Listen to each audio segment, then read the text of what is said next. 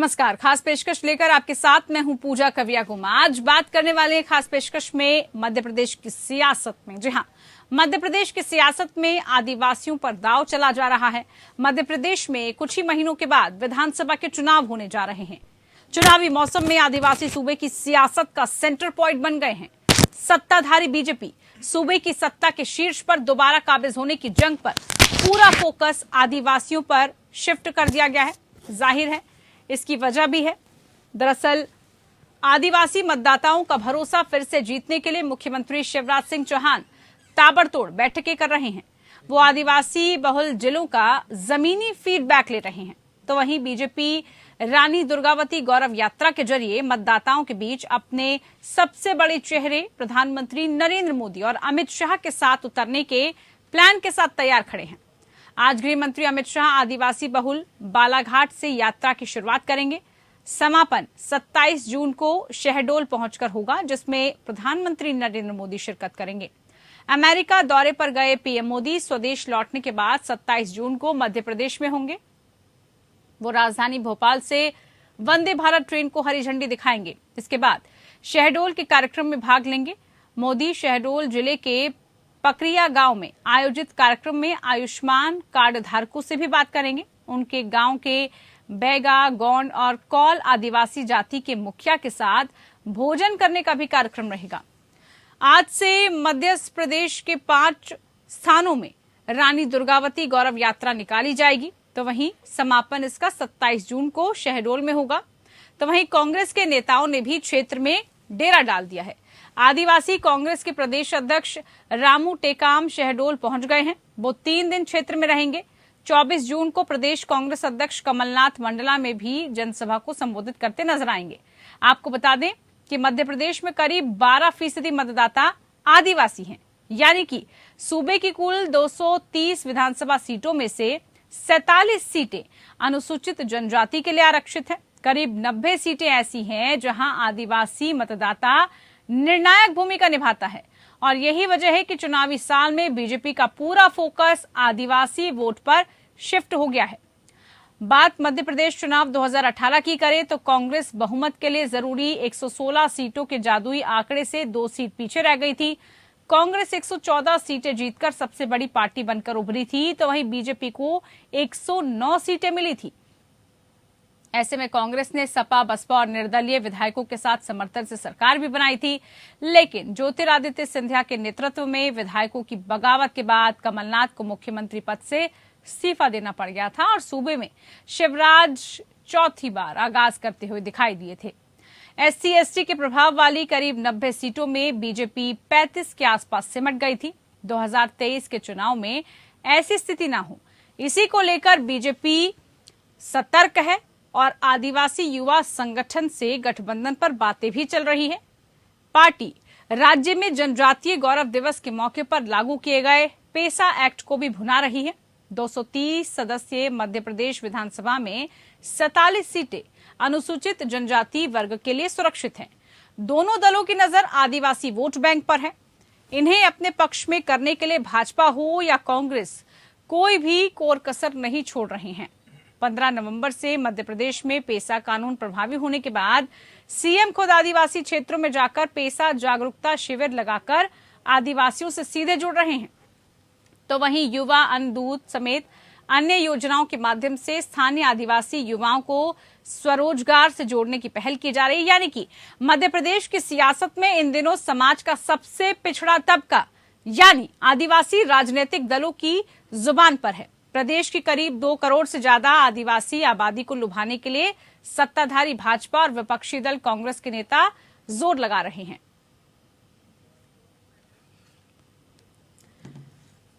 तो बता दें आपको, पिछले चुनाव में आदिवासी क्षेत्रों में कांग्रेस को बढ़त मिली थी और उसके बाद की स्थितियां ये थी कि बीजेपी को सत्ता से दूर होना पड़ा था।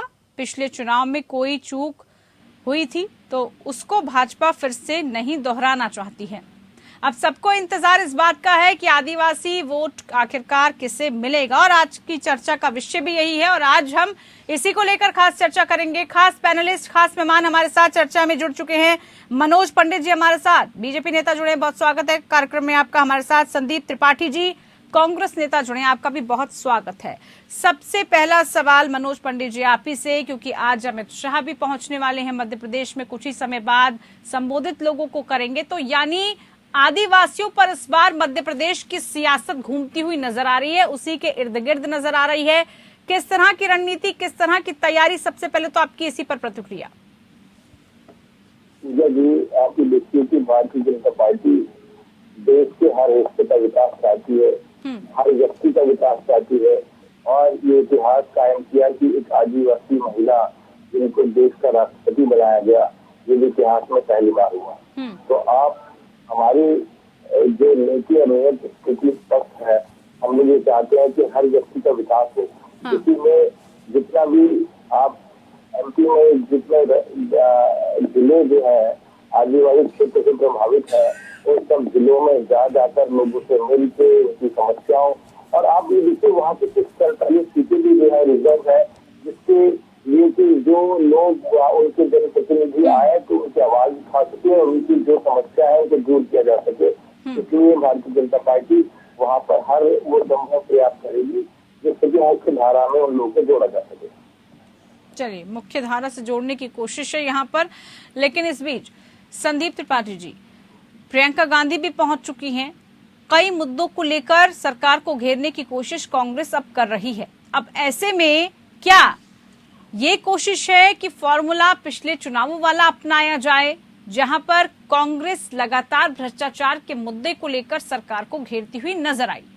क्या इस वक्त की रणनीतियां कांग्रेस की तरफ से मध्य प्रदेश को लेकर और खासतौर पर आदिवासी वर्ग को लेकर क्या बन रही है? देखिए, जिस तरीके से आज भारतीय जनता पार्टी के हमारे साथी बात कर रहे हैं किसी को अधिकार देने की, या आज शिवराज सिंह जी जिस तरीके से इस बात का प्रचार कर रहे हैं, तो ये 15 वर्ष इसके पहले भी मुख्यमंत्री थे और ये कानून 24 दिसंबर 1996 को लागू हो गया था, लेकिन इसका इम्प्लीमेंट मध्य प्रदेश में नहीं हुआ। 27% ओबीसी को आरक्षण पूरे देश में लागू था, लेकिन कांग्रेस की सरकार आने के पहले ये मध्य प्रदेश में नहीं मिलता था, ये कांग्रेस ने आके दिया। तो आप समझिए कि आदिवासी विरोधी, पिछड़ा विरोधी, एसटी विरोधी लोग हैं। जब अब आज वोट की जरूरत पड़ रही है, जब नैया लगी डूबने, तो ये अब खोइया ढूंढ रहे हैं। खोइया किसी आदिवासी को बनाना चाहते हैं, जनजाति को बनाना चाहते हैं, ओबीसी को बनाना चाहते हैं। साहब, लोग मूर्ख नहीं है। आपने जिस तरीके से घोटाले किए, भ्रष्टाचार किए, यहाँ तक कि उज्जैन में आप जो है उज्जैन कॉरिडोर को भ्रष्टाचार से नहीं छोड़ पाए, वहाँ पर भी आपने लूट खसोट मचा दी, व्यापम। अभी देखिए किस तरीके से पूरे जो है जहाँ पर पूरे प्रदेश की फाइलें रखी रहती, उस भवन की आग लगा दी गई और उसमें सारी फाइलों को जलाने का, यानी कि संदीप जी, भ्रष्टाचार एक बड़ा मुद्दा रहने वाला है। इस बार मध्य प्रदेश में भ्रष्टाचार का मुद्दा हावी रहेगा। जैसा जिक्र किया जा रहा है, चाहे महाकाल लोक की मूर्तियां हो, घोटालों का जिक्र हो, सरकार की छवि को करप्शन से जोड़ने वाली है कांग्रेस, इसी मुद्दे को लेकर आगे बढ़ने वाली है। नहीं, हमारे यहाँ एक तुलसीदास जी ने जो है रचना में अपनी बात कही है, जत कर्मी तत् भोगन ताता नरक जात काहे पछता था। तो ये 15 वर्ष और ये जिस तरीके से लूट खसोट के, अभी आपने, मुझे हंसी आई, अभी आपने इंट्रो में कहा कि ज्योतिराव सिंधिया के नेतृत्व में, मतलब नेतृत्व कितना बढ़िया था, जिनका इतिहास किस चीज का रहा है, क्या नहीं रहा। भारतीय जनता पार्टी जो लोग बताते रहे कि इनका इतिहास रानी लक्ष्मीबाई क्या क्या फलाना फलाना, मतलब उसको चैतार्थ करते हुए, नेतृत्व करते हुए जाते हैं, लेकिन आज उनका नेतृत्व मध्य प्रदेश में भारतीय जनता पार्टी ने निकाल दिया। आज वहाँ पर कुछ यात्रा वगैरह निकाल रहे हैं, उसके बैनर पोस्टर से गायब ज्योतिराव सिंधिया कोई भी वहाँ पर कार्यक्रम होता है, वहाँ बैनर पोस्टर से गायब। उसका खामियाजा तो आपने भुगतना ना संदीप जी। देखिए, अब आप नेतृत्व पर सवाल उठा रहे हैं, लेकिन एक बात मैं लास्ट कह दूं, भारतीय जनता पार्टी ने उनको जो है हवा मंत्रालय दिया है, विमान मंत्रालय हवा में उड़ता है तो हवा मंत्रालय दे दिया है, और उसी तरह ज्योतिराव जो भी दिया हवा कर दिया। अब उनकी सरकार, उनके मंत्री, आपने कुछ नहीं दिया कहा जा रहा था, इसीलिए तो वहां पर गए। राजनीति तो महत्वाकांक्षाओं के ऊपर निर्भर करती है, जहाँ महत्वाकांक्षाएं पूरी वहीं चल दी है। सबसे कम उम्र में ठीक है, चलिए, उनको लेकर चर्चा नहीं हो रही। चर्चा आज मध्य प्रदेश के चुनाव की सियासत और साथ ही साथ आदिवासियों का मुद्दा कितना हावी रहने वाला है। संदीप जी, आदिवासियों को सिर्फ वोट बैंक की तरह ना समझा जाए, आदिवासियों को सिर्फ और सिर्फ उनके नाम पर सियासी रोटियां ना सेकी जाए। क्या काम किया जा रहा है सबसे पिछड़ा वर्ग समाज का? कब तक सबसे पिछड़ा ही रहने वाला है? क्या सरकार ने कुछ काम किया है? सरकार पर किस तरह के आरोप आपकी तरफ से?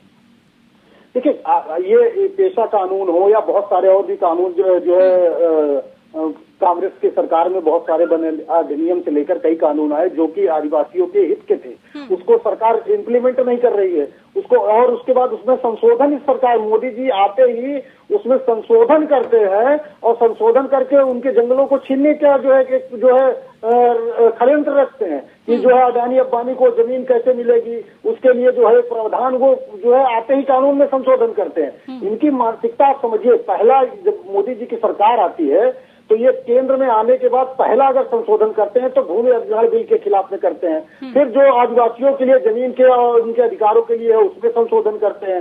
तो ये कहीं ना कहीं ये दर्शाते हैं कि ये सिर्फ और सिर्फ कुछ चंद पूंजीपतियों के ये सिर्फ एक सिंबल मात्र है जिनके लिए ये कार्य करते हैं। मोदी जी ने कहा था कि जो है हम चौकीदार हैं, चौकीदार बिल्कुल थे। आज लोगों को पता चला कि मालिक अडानी था, मोदी जी चौकीदार थे, हमने मान लिया भाई। हम उस समय नहीं समझ पाए थे मोदी जी कहना क्या चाहते हैं, तो हम बाद में समझ पाए कि मोदी जी चौकीदार। कई आरोप लग गए कांग्रेस की तरफ से, कई आरोप लग गए। लेकिन इस बीच मनोज पंडित जी, भ्रष्टाचार एक बड़ा मुद्दा मध्य प्रदेश में, ये कहा जा रहा है, खुद प्रियंका गांधी की तरफ से कहा गया कि हर महीने का भ्रष्टाचार हो गया, यानी कि हर महीने नए घोटाले हो रहे हैं, उसकी सरकार है।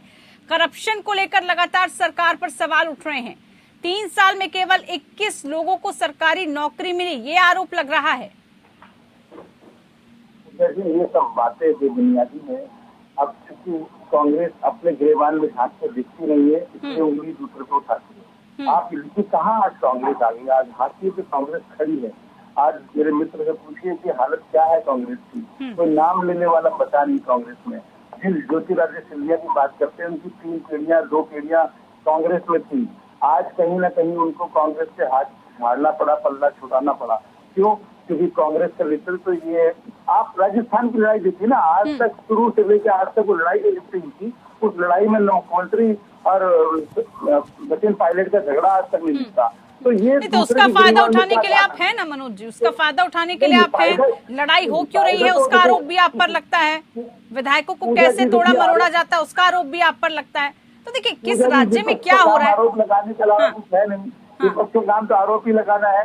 पर लेकिन मैन जो फैसला करेगी वो देश की जनता फैसला करेगी, प्रदेश की जनता फैसला करेगी।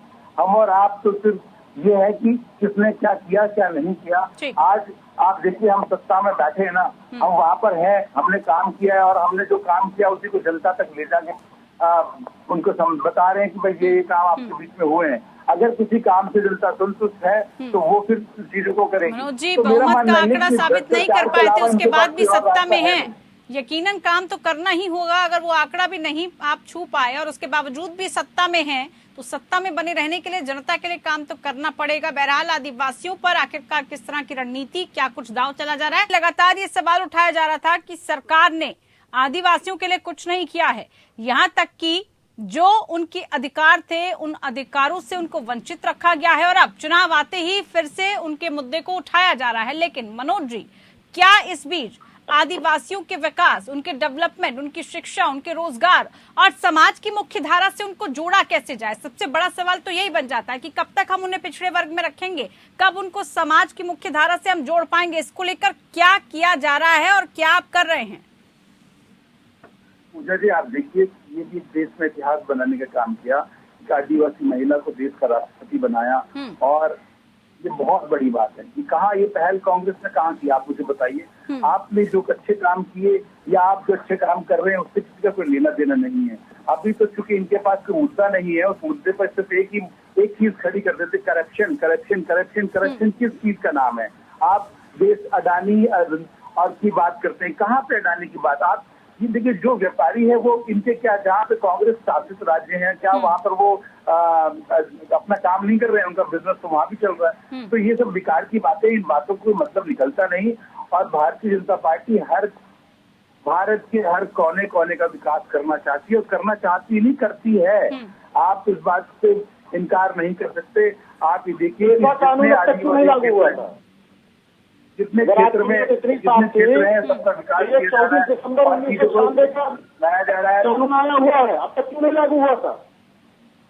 नहीं आप मेरी बात ठीक, आप क्या सुना रहे हैं बताइए? बात कंप्लीट करने दीजिए, बात कंप्लीट करने दीजिए पूछ संदीप रहे जी। हैं आपसे सवाल कि जो कानून पहले से केंद्र सरकार की तरफ से आ गया था, जिसमें ये राज्यों को बाध्यता नहीं थी कि इसको आपको लागू ही करना है, आपकी मर्जी के ऊपर था, तो क्या आपकी मर्जी आदिवासियों के साथ नहीं थी जो इस कानून को इतने दिनों तक आपने लागू नहीं किया? नहीं तो क्या आप लागू तो राज्य सरकार के ऊपर डिपेंड करता है ना, कब लागू करेगी। क्यों नहीं है तो मैं कह रहा हूँ, आज क्यों नहीं? ये तो यहाँ थोड़ी डिसाइड करेंगे इसको, आप डिसाइड करेंगे। क्यों नहीं करेंगे? आप डिसाइड करेंगे, आप डिसाइड करेंगे। क्यों नहीं करेंगे? भाई ये सरकार क्यों नहीं करेंगे? आप क्या कर रहे हैं? इस सवाल तो पूछा जाएगा ना मनोज जी, जानकारी है, देखिए क्या बात आराम कर रहे हैं? से सवाल पूछा जा रहा है कि देखिए सरकार आपकी है, राज्य में केंद्र में आपकी सरकार है, अगर सरकार को ही डिसाइड करना है तो क्यों नहीं किया जा रहा? कहाँ अड़चने आ रही हैं? कौन सा टेक्निकल इशू आ रहा है? क्या दिक्कतें आ रही है? बता दीजिए ताकि स्पष्ट हो जाए, आदिवासियों को भी उनके वर्ग को भी बता दीजिए अगर कोई दिक्कतें आ रही है। भाई इशू नहीं हो पा रहा देखिए कानून नहीं लागू किया है, ये कानून उसमें कुछ चीजें रही होंगी, इसमें क्यों मतलब अब चीजें हैं लागू करने की बात करें तो लागू हो जाएगा, उसमें कोई बात ही नहीं है। पर लेकिन आप सिर्फ भ्रष्टाचार की बात करेंगे, आप चीजों की बात करेंगे, आप आप देखिए ना, आपके नेता क्यों पार्टी छोड़ के भाग रहे हैं? आप बताइए इस बात को, क्यों पार्टी छोड़ के भाग रहे? क्यों? क्योंकि आपके नेतृत्व आपके लोगों को संतुष्ट कर नहीं पाता, चीजों को बना नहीं पाता, इसलिए लोग ठीक है, चीजें। चलिए ठीक है संदीप जी, ठीक है मनोज पंडित जी, संदीप जी कर्नाटक में छोड़ के आ गए। ठीक है संदीप जी, कर्नाटक वाला फॉर्मूला ही अपनाने की कोशिश की जा रही है। लग रहा है कि मध्य प्रदेश में भी हिंदुत्व, सॉफ्ट हिंदुत्व का मुद्दा हो, नर्मदा की आरती हो, पूजन हो, धर्म हो। सवाल भी सुन लीजिए संदीप जी, सवाल भी सुन लीजिए ना, मेरा भी कुछ सवाल है संदीप जी, मेरा भी कुछ सवाल है आपसे, मेरा सवाल भी सुन लीजिए ना सर। आपस में सवाल जवाब करते रहेंगे, जनता को मेरा भी सवाल सुनना है, उसका जवाब भी आप दे दीजिए। क्या कर्नाटक वाले मॉड्यूल पर कोशिश की जा रही है काम किया जाए मध्य प्रदेश में भी, क्योंकि वहां चाहे नर्मदा की आरती हो, प्रियंका गांधी के द्वारा तमाम तरह के वायदे हो, उन्हीं वायदों को लेकर लग रहा है कि मध्य प्रदेश की चाबी आपके हाथ लगेगी। नहीं देखिए, मध्य प्रदेश में जिस तरीके से जनता ने, देखिए कर्नाटका में भी इन्होंने जबरदस्ती खरीद कर सरकार बनाई थी, खरीदी हुई सरकार। जनता ने एक आईना दिखाने का कर्नाटका में इनको काम किया। मध्य प्रदेश में भी इन्होंने पैसों के दम पर एक सरकार बनाई और जनता ये जानती है कि हमने मैंडेट जो है कांग्रेस को दिया था, कांग्रेस को सत्ता चलाने के लिए हमने आदेश दिया था। उस आदेश की अवहेलना करते हुए भारतीय जनता पार्टी ने अडानी और अंबानी के पैसों के दम पर कुछ लोगों को, हमारे ही पार्टी के कुछ लोगों को खरीद कर, जो टूट सकते थे, जिनमें सिद्धांत नहीं था, जिनमें लॉजिक नहीं था, जो है पैसों के लिए राजनीति करते हैं, अपने जो है संपत्ति को बचाने के लिए करते हैं, ऐसे लोगों को तोड़कर सत्ता में आते हैं। और आकर जो हमने स्कीमें लेके 1000 से ज्यादा हमने वहां पर गौशाला बनाई है, 1000 से ज्यादा, उसको आपने खत्म कर दिया। हमने राम पथ गमन की बात आप करते हैं, आज उत्तर प्रदेश में जहाँ के राम जी हैं, 6 साल हो गए राम पथ गमन नहीं बनता। हम 15 महीने की सरकार में वहाँ पर बना कर देते हैं। हम 15 महीने में वहाँ पर जो है जिस तरीके से 50,000 से शुरू करते हैं कर्ज माफी, 50,000 से 1 लाख, 1 लाख से 1.5 लाख से 2 लाख तक पहुंच गए थे। हम लगातार कर्ज माफी कर रहे थे, आपने आकर उसको बंद कर दिया। हम जिस तरीके से वहाँ पर लगातार योजनाओं को इम्प्लीमेंट कर रहे थे, हम रोजगार ला रहे थे, आपने उसको वहाँ पर आकर खत्म कर दिया। तो जनता ने हमको मैंडेट दिया था, आपने मैंडेट चोरी किया। तो जनता इस चोरी की सजा मध्य प्रदेश में देने जा रही है, इसमें कोई दो राय नहीं है, इसमें कोई डाउट नहीं है। लेकिन संदीप जी आदिवासी को लेकर, अब आदिवासियों को लेकर सरकार तो कह रही है ना कि हम पैसा एक्ट भी लागू कर रहे हैं, उसमें 3 बातें, जल, जंगल, जमीन, और इसी के इर्द गिर्द आदिवासी रहता भी है, यही उसकी बुनियादी जरूरत भी है। सरकार तो कह रही है हम उनके लिए काम कर रहे हैं। नहीं देखिए, पूजा जी, इन्होंने पता नहीं कौन सा चश्मा लगाया, जिस चश्मे में इनको काम दिखता नहीं। आप ये देखिए, अगर सरकार काम ना कर रही है तो लोग संतुष्ट कैसे होते हैं वहाँ पे? अभी सरकार काम कर रही है और आप देखिए मुख्यमंत्री खुद जाके कैंप कर रहे हैं, खुद जाके चीजों को बना रहे हैं, और जो खामियां हैं और जो उनको बेसिक जरूरतें हैं, उनके लिए क्या नई योजनाएं ला सकते हैं, क्या नई चीजें बना सकते हैं। वो तो देखिए चुनावी एजेंडा, चुनावी मुद्दा हर जगह होता है, हर राज्य की सरकार करती है। चुनाव नजदीक आते हैं तो तमाम तरह की घोषणाएं कर दी जाती हैं और उससे आगे पीछे कोई ध्यान नहीं रखा जाता है। आदिवासियों का मुद्दा नया नहीं है, उनकी जंगल, उनकी जमीन को बचाने का मुद्दा नया नहीं है। सबसे ज्यादा क्षेत्र वाला जो प्रदेश मध्य प्रदेश ही है, जहां आदिवासी निवास करते हैं, वहां पर भी अगर उनकी बुनियादी सुविधाओं को नहीं ध्यान में रखा जाएगा तो सवाल तो पूछा जाएगा। क्या आपको लग रहा है इस बीच क्या? एक बात मैं कह दूं, देखिए कमलनाथ जी सवाल पूछना कोई बुरी बात नहीं है, सवाल पूछिए, आप किसने रोका है? सरकार का काम है जवाब देना, विपक्ष का काम है सवाल पूछना। बिल्कुल ठीक बात है, पर सवाल किसी कोई आधार होना चाहिए सवाल का। पूछिए संदीप जी। नहीं, अभी हमने एक सवाल छोटा सा पूछा कि भाई एक कानून था जो 24 दिसंबर 1996 को आ गया था, जिसको हर राज्यों को लागू करना था।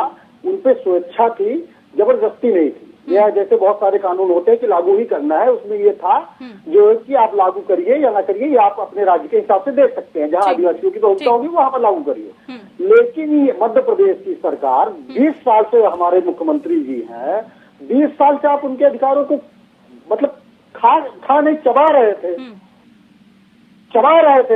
मतलब अगर आप ये कह रहे हैं कि आप जरूरी है ये ठीक है, जवाब ले लेते हैं मनोज पंडित जी। मनोज जरूरी नहीं था, बताइए जरा, जवाब दीजिए। आपने इतने दिन तो उनके अधिकारों को क्यों खाया? उनकी जमीनों चलिए जवाब लेने दीजिए, जवाब ले लेते हैं, बोलिए। नहीं, आप पूजा जी, आप देखिए कि ये कानून क्या लागू करना है, ये राज्य सरकार का अपना विशेषाधिकार है कि वो किस कानून को अपने राज्य में लागू करेगी या नहीं करेगी। अब ये तो लेकिन कब तक करेगी ये तो विपक्ष सवाल पूछ सकता है ना, ये भी विपक्ष का काम है सवाल पूछिए। नहीं, सवाल पूछने नहीं, आप पूजा जी, हम लोग यह जवाब देने के लिए बैठे हैं और हमारा काम है जवाब देना। पर लेकिन मेरा मानना ये है कि हर चीज की शालीनता होती है, सिस्टम होता है। आप पूछिए जवाब, हम किस लिए आए आपके पास? जवाब दे दीजिए। लेकिन राज्य सरकार का अपना विशेषाधिकार है कि वो किस कानून को अपने राज्य में लागू करे, किसको ना करे। अब इसमें क्या टेक्निकल खामियां हैं, ये तो वहाँ की राज्य सरकार, वहाँ के मुख्यमंत्री बताएंगे कि क्या टेक्निकल खामियां, क्यों नहीं लागू किया गया उसको, क्या उसमें चीजें रही। तो मेरा मानना ये कि टेक्निकल खामियों का नाम दे दिया गया, कुछ ना कुछ टेक्निकल खामियां। काम क्या जाएगा संदीप जी? संतुष्टि रखिए, पेशेंस रखिए, काम किया जाएगा। जो भी टेक्निकलिटीज होंगी अगर सही रही और अगर सुचारू रूप से रही तो इम्प्लीमेंट भी होगा। धैर्य रखिए। मैं एक लास्ट पॉइंट रख दूं। अभी हमारे साथी ने कहा कि जो है विशेषाधिकार है, जनता का भी विशेषाधिकार है, आदिवासी भी पढ़े लिखे लोग हैं, पढ़ लिख लिए हैं, आप IAS PCS बन रहे हैं। अब तो आपने ही जो है द्रौपदी मुर्मू जी को राष्ट्रपति भी बना दिया है, भले उनको संसद भवन का इनॉग्रेशन करने के लिए आपने कहा। समय नहीं है मेरे पास, बहुत शुक्रिया आप खास मेहमानों का। माफी चाहूंगी, बहुत शुक्रिया। समय नहीं है, चर्चा को और आगे बढ़ाएं तो आदिवासियों को लेकर आखिरकार किस तरह की सियासत मध्य प्रदेश में हो रही है, चुनावों के दौरान स्पष्ट हो जाएगा कि आखिरकार आदिवासी वर्ग किसका साथ देता है। फिलहाल के लिए खास पेशकश में इतना ही, बने रहिए हमारे साथ। नमस्कार।